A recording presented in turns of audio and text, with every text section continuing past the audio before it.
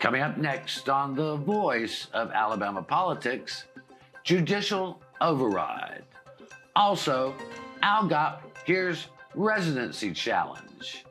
And candidates make a final pitch to undecided voters. We're a team, that's what we are. You need me and I need you and the paper needs both of us. Americans! Sounds like gibberish to me. I don't know. What does it sound like to you? All this and much, much more coming up next on The V.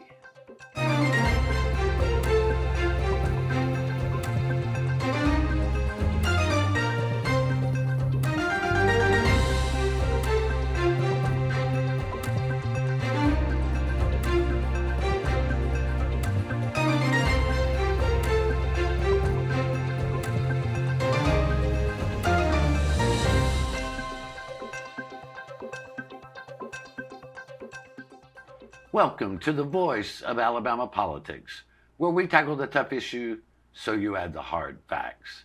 I'm your host, Bill Britt, and as always, I'm joined by Susan Britt, research guru extraordinaire, and a man who aids the inflicted and inflicts the comfortable. Josh Moon, columnist at APR and investigative reporter. And Master Wasp Swatter. Yeah, it's another for the Christmas cards there. I'll start putting those down. Yeah, thank you. That's good. Now, I've been thinking about working for Hallmark. Yeah, it's a growing industry out here. Yes, it is. Anything in the paper product world. Yes, that's really going over big. I think paper's going to be big again one day. Yeah, no. So the Alabama Republican Party committee. Candidate committee is holding their big hearing Sunday, and because of our taping schedule, we don't know the results of that yet. But it is Ken McPheeters, who is a candidate for governor on the primary side, the Republican primary, has challenged Tommy Tuberville over his residency. Now, this has been in the news quite frequently. We know this. But Josh, they heard the challenge before, dismissed it out of hand, then reversed course, and are now going to have what appears to be a serious hearing with evidence, depositions, and basically a legal proceeding that is not carrying any weight outside of the Republican Party. Mm-hmm. But I truly expect them to come out of there and announce that Tuberville meets the residency requirement. Your thoughts? Yeah, I think this thing was sort of baked beforehand. I think this was, the way that it went down leads me to be suspicious. And if somebody could correct me if they believe that I'm wrong about this, but I mean the fact that they announced this surprise decision to hold this further hearing, and I will say, because if Ken McPheeters heard us say that they heard this thing before, he would lose his mind because they didn't actually hear it before. It was put into a pile before the committee ever got the chance to look at it as lacking facial evidence of a problem, and so they never really got the chance to kind of go through the evidence and hear everything. So now they're going to allegedly do that. And when they announced a surprise hearing, within hours, all of a sudden, the Tuberville camp had all these tax returns. They had the answers for Ken McPheeters' questions. They had other property tax records and things, and it just made it seem as though, hey, one party here definitely knew this hearing was about to take place. Okay, and I think that kind of now a lot of that backfired because they left the tax returns somewhat unredactable, and so that I think a lot of questions were then raised about those tax returns, and it didn't necessarily provide the answer to the questions about his residency that the Tuberville camp was hoping for, or that it should have. And so I think that coming out of this thing right here, we'll see. There's been a lot of questions about whether or not McPheeters was going to be allowed to subpoena the people that he should have been allowed to subpoena, whether or not he was going to be able to get the documents that he was supposed to be allowed to subpoena under the rules that govern these sorts of challenges. It'll be seen. I would love to hear what everybody says when they come out of this thing, no matter what the decision is, because so far Ken McPheeters has been pretty straight up, no matter what you think about him. And listen, our politics do not align in any way, shape, or form. Okay, and Ken McFeeters has some ideas about things that just don't really jive with my politics. But he has been pretty straightforward and pretty open about this challenge and about what's going on in this thing. And I'll be interested to hear what he has to say when he comes out of this. Well, Susan, I think the Tuberville camp feels pretty comfortable with this. I don't think that anybody has particularly enjoyed negotiating with McFeeters. But I'm not sure what we'll learn out of this. But it to me, it just seems like an odd thing to do at this time. But they're doing it, and so I'm truly interested in the fact-finding mission. Because right now, all we have are the tax returns. We know about his driver's license. We know these things, but there is got to be more evidence to this thing. I mean, yeah, of course we can focus on the, $4 to $6 million beach house and what's happening there, but I don't know what they're going to present. We just don't know. But I'm curious as your thoughts on what would help. Well, I mean, the reason McFeeters is in this is because he's the only one with standing to be able to challenge. But they've got, we've got airline tickets, we've got the flight manifestos, we've got the, where he was using the car service in Florida. There's a lot of evidence. I'm not sure exactly what I'll be able to present, what all is allowed. My understanding is that Tommy Tuberville's not even going to be there. Well, no, that's been changed. Has it been changed? Okay, well, that's good to know. Is that what you've heard, Josh, that's been changed? Yeah, it has. I think Tuberville is going to be there. I'm not sure about, McFeeters also wanted to question his wife about, because, and understandable. I think people hear that and they think, well, why?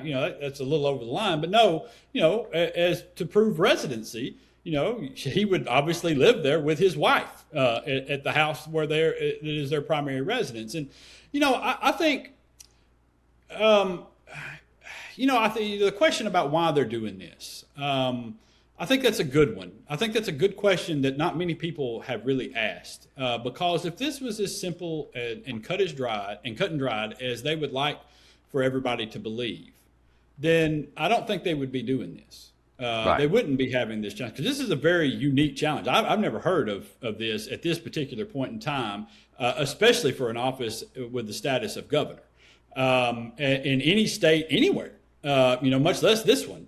And so the fact that they're doing this would indicate to you that they believe that they have a real problem that they're going to have to address when this thing comes up before a court of law. And I think they were trying to get out in front of it and put some evidence on the table that may discourage some decisions made by a judge down the road. Now, I don't think they've done that because of the way the tax returns were handled. But, and there's some other questions that should probably be raised in this. And, I just... What's always struck me as problematic here is they never provided a story. You have a $6 million beach house. You have a $300,000 one bathroom house in Auburn in a relatively middle class neighborhood.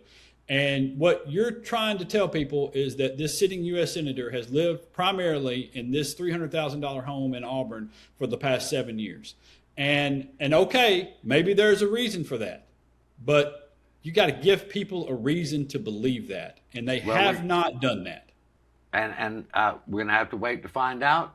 You're watching the voice of Alabama politics. We'll be right back.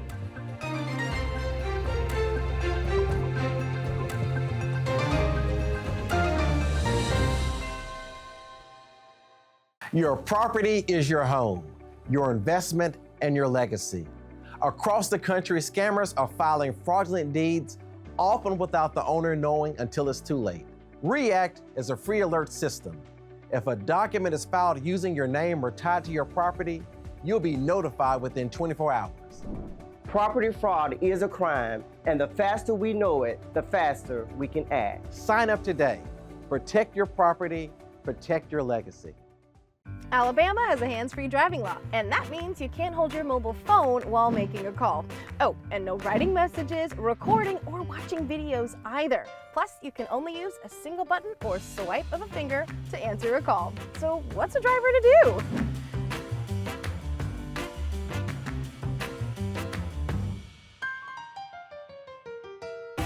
Alabama's hands-free driving law is in effect. Follow it.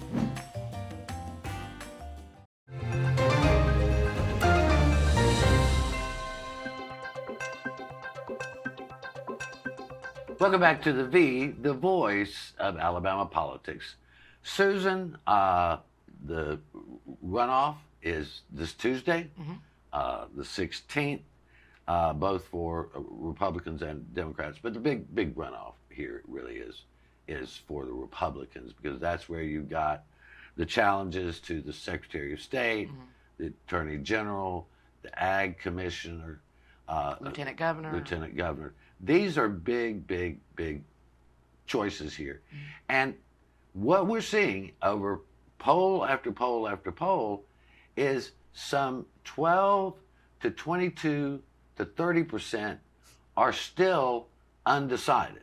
Now, we could go into all the reasons why polls vary and all that stuff, but the fact is that I don't care who's up or down in the polls right now, those undecideds, and these are undecideds that said they were going to vote in this primary, which we know will be limited in turnout, but I think it's anybody's guess. It's anybody's guess because the numbers are so substantial.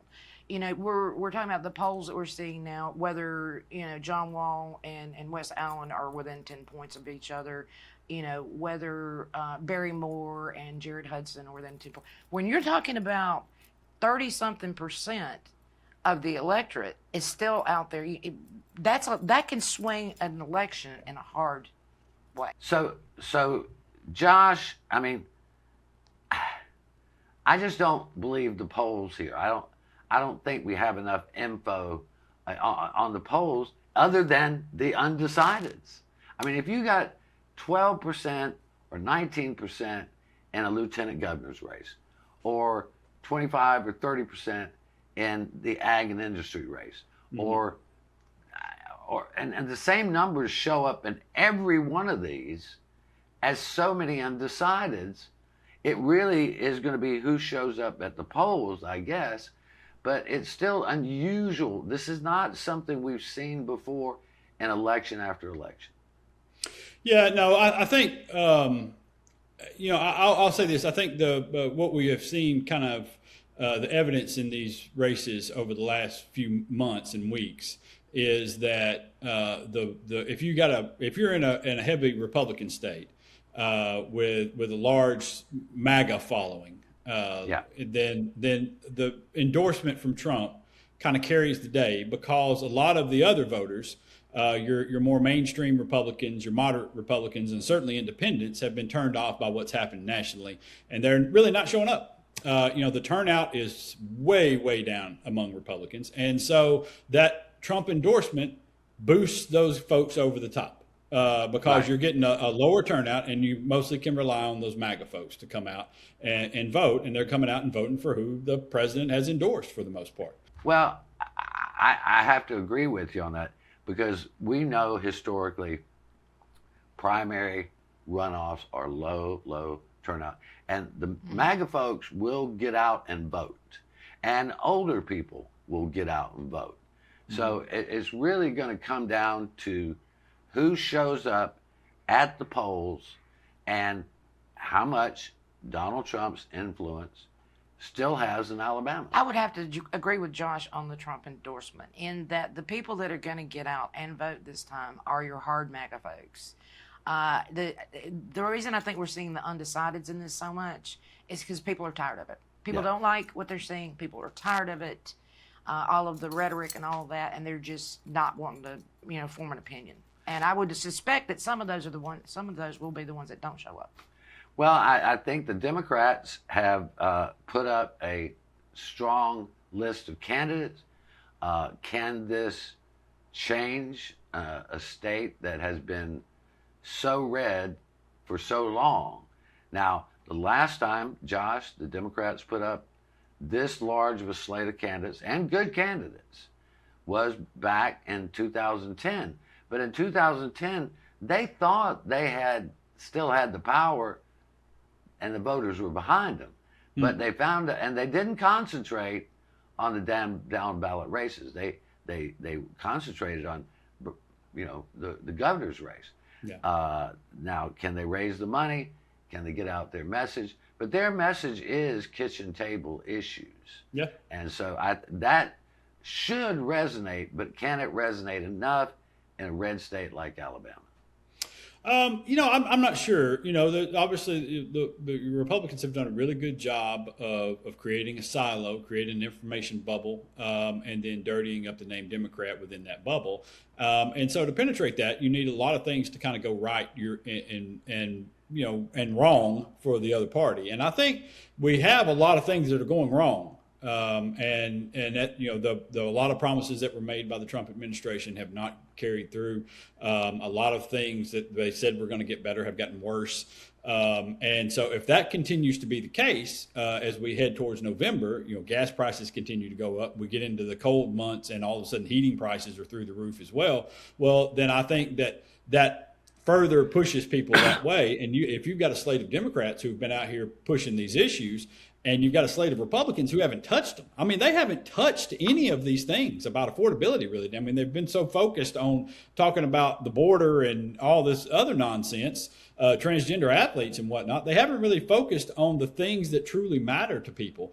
We see it in poll after poll after poll. And so if you get the Democrats out there talking about that and really pushing a good message that resonates, and I think they've done a pretty good job so far, then possibly. It's still a really big hill to overcome, especially at the top of the ticket. But now some of those down ballot races, some judgeships, some other things, they could start to trend towards Democrats. And that's the sort of thing that gets you some momentum heading into further elections. Well, but you got to add into that. Remember the primary. The Republican numbers were down, but the Democrat turnout was almost double. Yeah. They're mad about the maps being redrawn yet again, and they're getting out. They're registering voters. They're getting moving, and this may have some momentum, at least in the down ballot part of it. Yeah, I think the ruling by the Supreme Court certainly has motivated black voters, and I hear from folks all the time who just feel like they have been betrayed. Yeah, they have been betrayed. And I think Tommy Tuberville at the top of that thing is also a problem for Republicans right now. And look, I understand if you love him, and that's fine. He's your candidate, and he's your MAGA guy. But you got to admit, he's a polarizing figure.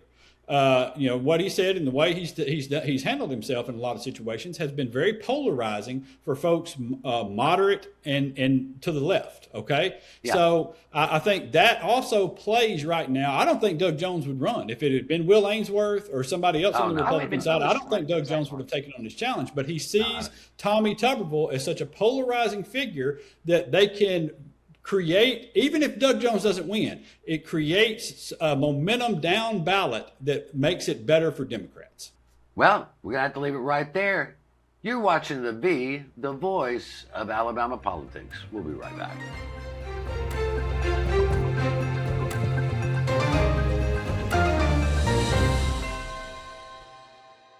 Your property is your home, your investment, and your legacy. Across the country, scammers are filing fraudulent deeds, often without the owner knowing until it's too late. REACT is a free alert system. If a document is filed using your name or tied to your property, you'll be notified within 24 hours. Property fraud is a crime, and the faster we know it, the faster we can act. Sign up today. Protect your property, protect your legacy. Alabama has a hands-free driving law, and that means you can't hold your mobile phone while making a call. Oh, and no writing messages, recording, or watching videos either. Plus, you can only use a single button or swipe of a finger to answer a call. So what's a driver to do?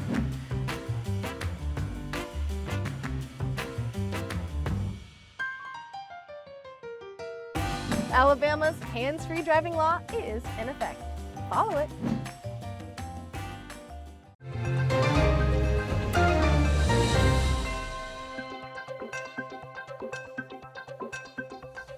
Welcome back to the voice of Alabama politics.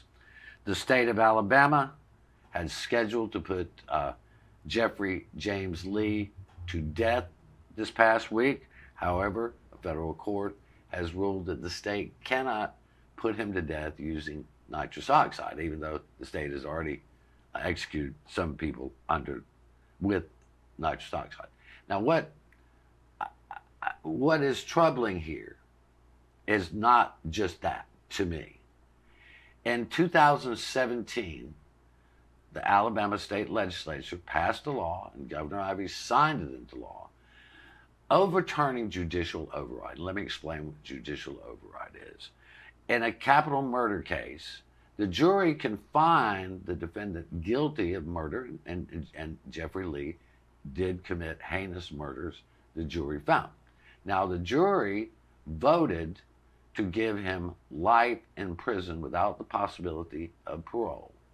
But the judge came back and said, no, he's getting the death penalty. Now, how can we still enforce? He was convicted under a law that Alabama now says is unjust. How can we now put him to death through judicial override? Because let's be clear on this. The crime happened in the past when that law was still on the books. It is off the books, and the execution will take effect in the present. Now, EJI has done a study where they show that 101, I think it is, out of 112 cases they studied on judicial override found that they were near or surrounding elections. And many judges, every judge has to run for election in Alabama. So, but my question is, Susan, how in the world do we now put this man to death under an old law, but we're going to put him to death at a time when the law no longer allows for what they did to him? Well, in 2017, the problem is they did not make it retroactive. Right. So because he was sentenced under that law at that time, that still makes the judicial override, standing. It leaves it standing. So that they have no other choice. They could have, legislators at the time, I remember when this bill was passed, and they regretted not making it retroactive. But since 2017, 9 years now, they haven't gone back and said, oops, we need to go back and make this retroactive. I mean, Governor Ivey could commute his sentence to align with the jury. I don't think that's going to happen. But Josh, we're arguing over how for the state to kill someone. Mm-hmm. And I get that. I am personally not a death penalty person because I think it's more punishment to leave someone in prison for the rest of their natural life than to murder them. Again, we get so many of these wrong, not over the years. The cumulative body shows we've gotten many of them wrong. And you can't reverse that. Yeah. But what are your thoughts on this?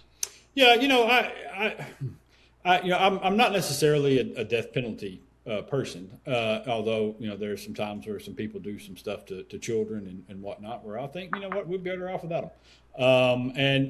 That's me personally, and I understand that a lot of that is wrapped up in retribution and other things, and so I get it, and I get other people's feeling. I think it's a perfectly acceptable and worthy stance to take that you're against the death penalty, because I do think it's been very problematic, especially for non-white people. It has been imposed on non-white people far more harshly and flippantly, I would say, than in other cases. Matter of fact, we've got a case with Rocky Myers right now in which our current AG advocated for going ahead and killing him. And as it turns out, his attorney was a big KKK guy.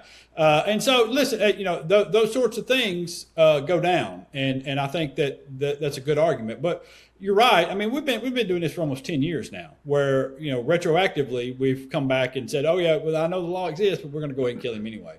And it doesn't make any sense to me. It doesn't. I mean, if you're going to say, if all of our legislators, and God knows there's some hardline Republican conservatives in that group, come out and said, all right, this is the law that we're going to pass now, that we've got to honor what the jury says. Well, then go back and honor what the jury says. I mean, who's going to lose a vote over that? I mean, why is there a fear among people that they're going to lose some votes over saying, listen, we're just going to honor what the jury says? They heard it. They cast this decision out and said that this is the way that they want this person to be punished, and we're going to honor that. I don't understand why that would be a problem. I don't understand why Kay Ivey doesn't commute the sentence. I don't think she has anything to lose in this thing. However, I will say, we're on the verge of basically killing all executions in the state of Alabama for good. Yeah. If nobody comes back and overturns this decision about not using nitrogen to kill somebody, we don't have any other methods. We don't have anywhere. We don't have anywhere else to go with this, because they can't get the drugs for lethal injection, and so we're on the verge of doing away with it for good. Yeah, even whether we want that or not, I am not one for capital punishment. But the Europe has said, they've stopped making the drugs. We can't buy them over there. Specifically, they stopped making those drugs because of they were being used in to put people to death. Yeah. So that's deliberate. Smothering somebody to death is just absolute. Beyond the pale. Yeah, what we're doing is the same, is the equivalent of taking a pillow and putting it over their face. I mean, it's literally the same thing. We're just sucking the oxygen out of the mask that they put on, and then they sit there gasping for air until they die. That's what we're doing to kill somebody. But with a pillow, at least you're getting some oxygen. You're just not getting as much. Right. But with nitrogen oxide, you're getting none. Yeah, and it just, and people will, I know the argument. Well, what did he do to his victims? Look, that's not an argument, okay? That's not an argument for people who want to hold the moral high ground to the extent that you're putting someone to death.